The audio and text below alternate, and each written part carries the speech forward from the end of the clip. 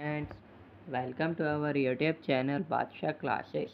Students, आज की video में हम डिस्कस करने वाले हैं क्लास 11th के फिजिक्स का chapter number 4 motion in a plane चल रहा था। स्टूडेंट्स, हमारा मोशन इन अ प्लेन चल रहा था। मोशन इन अ प्लेन में हमारा टॉपिक चल रहा था multiplication of vectors by real numbers. Students, अगर हमारे पास दो वेक्टर हैं, हमारे पास यहाँ पे ये बात हुई थी कि अगर हमारे पास दो वेक्टर हैं, ठीक है, उसका अगर हम मल्टीप्लिकेशन करें, उसका मल्टीप्लिकेशन मीन्स उससे अगर हम उन्हें अगर मल्टीप्लाई करें, और मल्टीप्लाई किससे करें? रियल नंबर से मल्टीप्लाई करें, जो हमारे रियल नंबर्स होते हैं।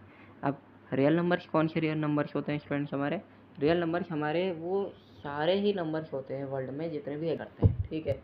जैसे कि माइनस में नंबर ले लो, या पॉजिटिव में ले लो, इंटीजर ले लो, या फिर आप इसमें अंडरवुड में ले लो, डेसिमल में ले लो, जो जितने भी नंबर्स हमारे एग्जिस्ट करते हैं वर्ल्ड में वो सारे हमारे रियल नंबर्स होते हैं, ठीक है फ्रेंड्स। इससे पहले हमने टॉपिक डिस्कस किया था इक्वालिटी ऑफ वेक्टर्स। उससे पहले हमने टॉपिक डिस्कस किया था position vectors and displacement vectors, ठीक है स्टूडेंट्स। अब देखो स्टूडेंट्स आप कि हमने यहाँ पे हमें दो फिगर दे रखे हैं आपके सामने। यहाँ पे दो फिगर हैं, ठीक है। कौन कौन से? देखो, ए फिगर दे रखा है आपको कि दो वेक्टर्स आपके सेम डायरेक्शन में मूव कर रहे हैं, ए और 2a। पहले का मैग्नीट्यूड है, ऊपर वाले का मैग्नीट्यूड है ए, नीचे वाले का है 2a, ठीक है। ये ए फिगर की बात कर रहा हूँ मैं, इस वाले की, ठीक है, ए फिगर की, ठीक है। इसमें क्या है, आपका मैग्नीट्यूड सेम नहीं है, मैग्नीट्यूड सेम नहीं है, बट जो डायरेक्शन है इसकी जो डायरेक्शन है वो सेम है, ठीक है। तो अगर मैं इक्वालिटी ऑफ वेक्टर से अगर मैं इसे कंपेयर करूँगा, इक्वालिटी ऑफ वेक्टर से अगर मैं इसे कंपेयर करूँ, तो ये वेक्टर्स मेरे, ये जो दो वेक्टर्स मेरे हैं, ये वाला ये दोनों मेरे इक्वल नहीं निकलेंगे। ये दोनों मेरे इक्वल नहीं निकलेंगे। क्यों नहीं निकलेंगे? क्योंकि इन दोनों का मैग्नीट्यूड सेम नहीं है, but the direction same, direction same है बट मैग्नीट्यूड सेम नहीं है।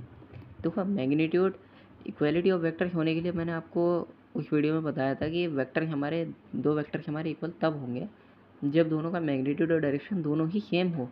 बट यहाँ पे क्या है, यहाँ पे डायरेक्शन सेम है बट मैग्नीट्यूड सेम नहीं है।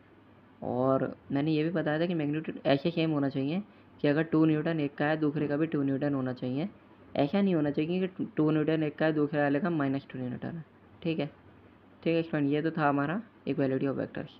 अब हमने यहाँ पे बात की थी मल्टीप्लिकेशन ऑफ वेक्टर्स की। अब देखो स्टूडेंट, यहाँ पे क्या रखा है, यहाँ पे हमारे 3 है।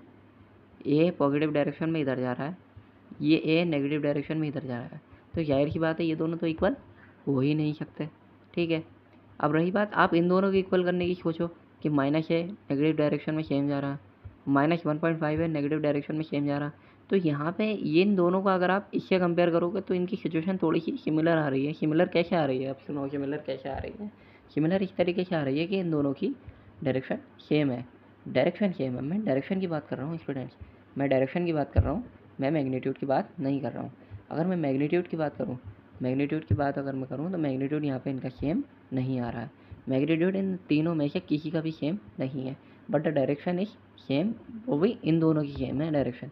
इसकी डायरेक्शन इन दोनों की अपोजिट है, ठीक है। तो देखते हैं बी वाला फिगर क्या कर रहा है। वेक्टर ए, यहाँ पे लिखा है देखो, vector A and resultant vectors after multiplying it by a negative number. अगर वेक्टर ए को और रिजल्टेंट वेक्टर को हम नेगेटिव नंबर से मल्टीप्लाई कर रहे हैं, -1 से और 1.5 से, तो हमें देखने को क्या मिल रहा है। -1 से अगर 1.5 से हम डायरेक्ट मल्टीप्लाई कर रहे हैं तो हमें देखने को ये मिल रहा है कि डायरेक्शन भले ही हमारी इन दोनों वेक्टर की हमारी डायरेक्शन अगर सेम आ रही है, ठीक है, हमें इस फिगर में तो यही दे रखा है डायरेक्शन सेम आ रही है, हम देख रहे हैं कि डायरेक्शन सेम आ रही है, तो देखो इनका डायरेक्शन सेम आ रही है बट इनका मैग्नीट्यूड सेम नहीं आ रहा है, ठीक है, इनका मैग्नीट्यूड सेम नहीं आ रहा है। तो इसके बारे में कुछ आगे लिखा है पैराग्राफ में, तो वो डिस्कस कर लेते हैं एक बार।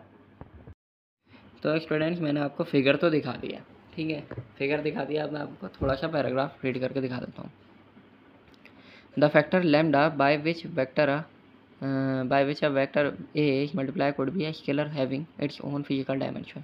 देखो वेक्टर ए क्या कह रहा है, उन दोनों की फिजिकल क्वांटिटी अपनी ओन फिजिकल डायमेंशन है उसकी, ठीक है। आपने देखा ए वाले की अलग थी, बी वाले की अलग थी, ठीक है।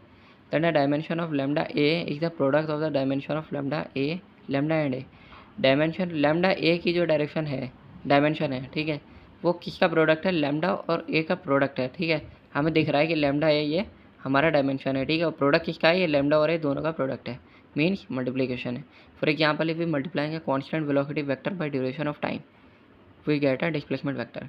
इसका मतलब ये है एग्जाम्पल के तौर पे कि अगर हम कांस्टेंट वेलोसिटी वेक्टर को टाइम से मल्टीप्लाई करें तो हमें डिस्प्लेसमेंट वेक्टर मिलेगा। कांस्टेंट वेलोसिटी मीन्स एक ऐसा वेक्टर जो कांस्टेंट वेलोसिटी के चल रहा है, उसे हम डिस्प्लेसमेंट से मीन्स शॉर्टेज पाथ से मल्टीप्लाई करें तो हमें क्या मिलेगा, डिस्प्लेसमेंट मिल जाएगा तो टाइम से अगर हम मल्टीप्लाई करेंगे। ठीक है students, okay thank you students, channel को सब्सक्राइब करो, वीडियो को लाइक करो।